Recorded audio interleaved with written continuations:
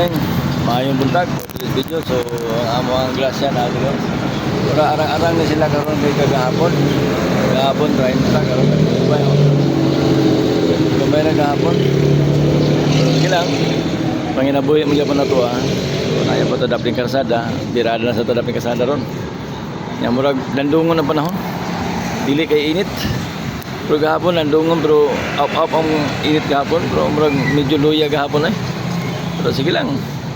Agwanta lang gyapon ta. So doon lang gyapon mi sa asawa diri. Nangadlawon mi kanina. Ay di na may pwede magkuyog na may permente. Para panginabuhi pa nga minaayo. Kubanan sa sikay-sikay nga kasi kanunay mo nang tagit ay grasya. So salamat kayo for today's video. Salamat og mayong buntag. Salamat kada sa mga followers, viewers. Thank you kayo. Dili gikan ninyo wala mi ron. Salamat.